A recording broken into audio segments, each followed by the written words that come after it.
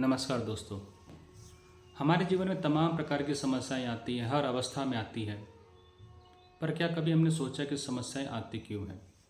कौन जिम्मेदार है और इससे हम बाहर कैसे निकलें? आज एक रोचक कहानी समझेंगे और इस कहानी के द्वारा हम समझ पाएंगे कि हमारी समस्या का जड़ यहाँ पर है और हमें इस प्रकार से बाहर निकलना चाहिए। एक व्यक्ति था और छुट्टी के समय वैकेशन था और वो अपना बैग सामान लेकर हिमालय पे गया घूमने के लिए। वहाँ पे उसे 3 दिन रुकना था। 3 दिन के बाद उसका रिटर्न फ्लाइट था अपने शहर वापस आने का। उसे काफ़ी भूख लगी थी, दोपहर का समय था। वो एक ढाबे में गया और ढाबे वाले ने कहा कि आप पहले पैसा दे दीजिए, बाद में आपको जो सामान चाहिए आप खरीद कर आप खा सकते हैं, ले सकते हैं। सेल्फ सर्विस था वहाँ पर।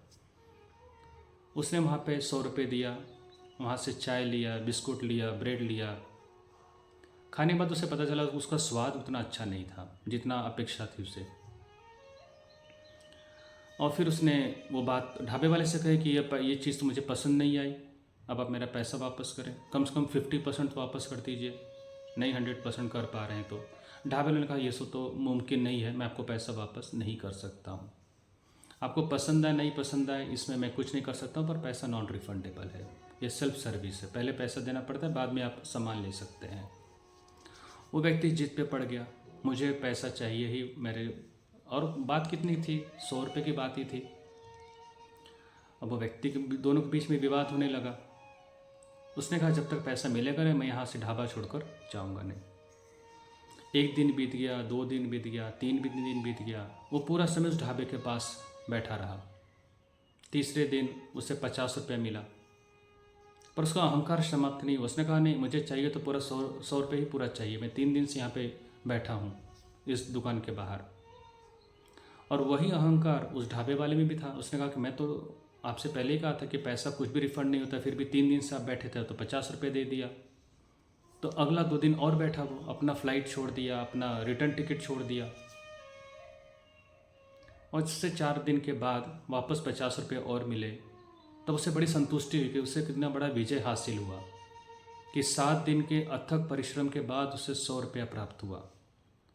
उसकी जीत हासिल हुई, उसे उसका पैसा मिला, उसकी मान सम्मान रखा गया।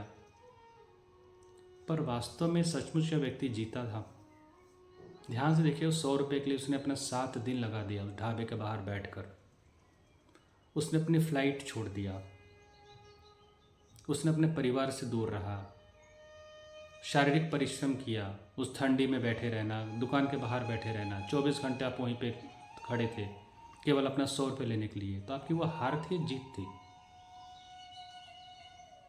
और आपका तो फ्लाइट भी तो मिस हो गया, वापस अपने फ़्लाइट का पैसा खर्च किया होगा, वापस आपने 4-5 जड़ देकर लिया होगा नया टिकट। तो कौन से जीता? 100 रुपये में आपने क्या हासिल किया? बस वैसे ही जीवन होता है। जब हम लोग इस पृथ्वी पे आते हैं तो एक छोटा सा बैग लेकर आते हैं अपना शरीर, और आने के बाद हमको तमाम ढाबे वाले मिलते हैं, परिवार के रूप में, रिश्तेदार के रूप में, पति पत्नी के रूप में, संतान के रूप में। और हम उनके साथ उलझ जाते हैं, इतना उलझ जाते हैं कि हम अपना फ़्लाइट मिस कर देते कि हम अपने कहाँ पर आए थे, हमें कहाँ पे जाना था। हम अपने अहंकार में अड़े रहते हैं कि हमें ये चाहिए, इस प्रकार से चाहिए, उसके लिए लड़ते रहते हैं। चाहे कोर्ट में लड़े, चाहे पुलिस स्टेशन में लड़े, चाहे बाहर लड़े, चाहे संपत्ति के लिए लड़े। और उस पूरे दरमियान में आप ढाबे वाले के साथ जुड़े रहते हो।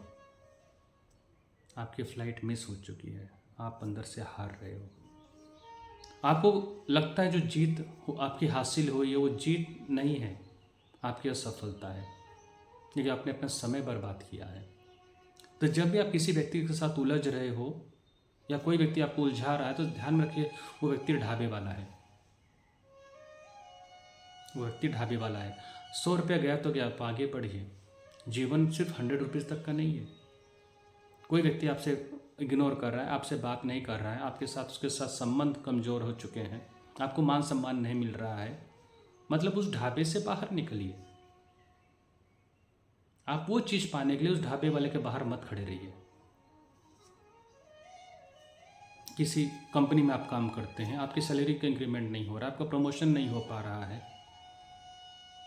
आपको लगता है कि कोई किसी प्रकार की राजनीति चलती है, किसी प्रकार का पॉलिटिक्स चलता है, आपकी काबिलियत के ऊपर किसी को विश्वास नहीं है, या उसे उचित मूल्य नहीं मिल रहा है, कंपनी से आगे बढ़िए, किसी और कंपनी में कीजिए, अपना व्यापार शुरू करें, पर उस ढाबे के साथ जुड़कर मत रहिए। कोई रिश्ता आपका खराब हो चुका है, व्यक्ति आपको समझ नहीं रहा है, आपका विवाह हो चुका है, जो व्यक्ति आपने सोचा था वह उस प्रकार से वो व्यक्ति का स्वभाव या बातचीत नहीं है या सोच नहीं है, आप उस रिश्ते से बाहर निकलिए, नहीं तो आप फिर से ढाबे वाले के साथ रुक चुके हैं। जब भी आप ऐसे व्यक्ति के साथ उलझ जाते हो, ध्यान में रखना कि मैं ढाबे वाले के साथ उलझा हूँ, मेरा फ्लाइट मिस हो रहा है, मैं अपने शरीर को तकलीफ दे रहा हूँ, मैं अपने मन को तकलीफ दे रहा हूँ, मैं अपने आत्मा को तकलीफ दे रहा हूँ, और मुझे जिस डेस्टिनी पे जाना था, जहाँ तक कि मेरी फ़्लाइट थी, जिसके लिए मेरा जन्म हुआ था, वो मिस हो रहा है, मैं उसे मिस नहीं करना चाहता हूँ।